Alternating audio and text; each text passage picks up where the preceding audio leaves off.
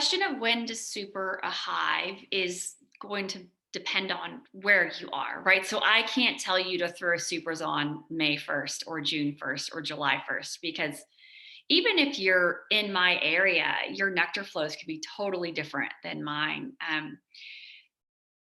So rather than giving you a date or a time of year, I like to answer this question of what to look for in your hive so that you know when to add supers.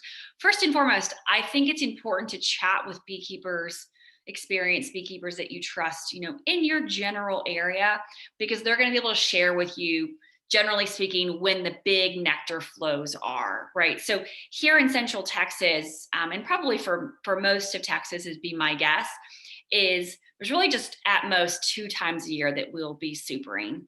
Um, here in Texas, or in Austin, it's usually around the May timeframe, and then maybe again later in the fall. And of course, in the northern part of the United States, that's totally different. They have different times of year when they have their bees have access to so much nectar that they can actually make honey. And so, if you can get a general familiarity of when you should start looking for the nectar flow to begin, that's my first recommendation. My second recommendation is to anticipate it a little bit more than you would normally. So I always teach we only give our bees as much space as they need, right? Don't give them more space than they can guard, because that's not great for pest control.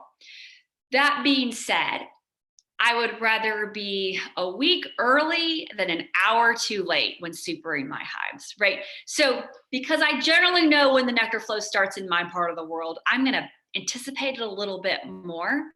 But if you miss it, I'll tell you, once you start seeing brand new white comb in your hives and bees filling that comb with honey, you know that the flow is on and you need to super. So the more technical, I guess, answer would be when 80% or more of your last box that is on the hive is full. So they basically run out of space and they're on a nectar flow. And we know they're on a nectar flow when they're building brand new white pristine comb and they're not being fed, right? If you're feeding your bees heavily, then they can be making comb. So if they've out of space, and they're on a nectar flow, definitely add space. And like I say, maybe consider anticipating it a little bit, just because you don't want to miss it.